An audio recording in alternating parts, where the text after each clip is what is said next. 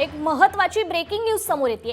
पोलिसांबाबत केलेल्या वक्तव्यावरून आमदार संजय गायकवाड यांनी दिलगिरी व्यक्त केली आहे। मला जो अनुभव आला त्यातून ते वक्तव्य केलं, पण माझ्या तोंडून चुकून महाराष्ट्र पोलीस निघून गेलं असं ते म्हणाले।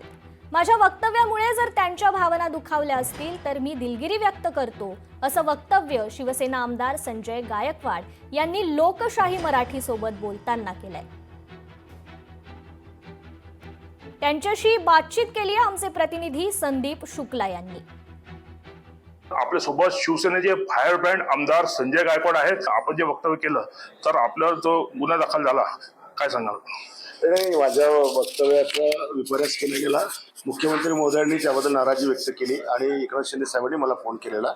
परंतु मला जे काही बोलायचं होतं ते मी जे अनुभव मागच्या काळात मला आले त्याबद्दल मला बोलायचं पर्टिक्युलर लोकांबद्दल। पण चुकून ओघावाघामध्ये महाराष्ट्र पोलीस माझ्या तोंडातून निघून गेलं। महाराष्ट्र पोलिसांची कर्तबगारी, त्यांचं साहस, धाडस, पराक्रम हा कोणालाही विसरता येणार नाही आणि म्हणून माझ्या वक्तव्यामुळे चांगल्या अधिकाऱ्यांना जर मनस्ताप झाला असेल तर त्याबद्दल मी जाहीरपणे दिलगिरी व्यक्त करतो।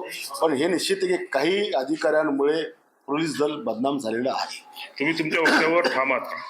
जे मी स्थानिक लेवलला वक्तव्य केलेलं आहे की ते काय 2 कर्मचारी असतील किंवा आणखी काय अधिकारी असतील जिल्ह्यामधल्या ज्या घटना आहेत त्याच्यावर तुम्ही ठामच आहे। महाराष्ट्र पोलिसांच्या बद्दल मी जे काय बोललो ते शब्द मी माझ्या मागे घेत आहे। लोकशाही मराठीसाठी संदीप शुक्ला, बुलढाणा। लोकशाही मराठी ऐका, पहा, जागरूक रहा।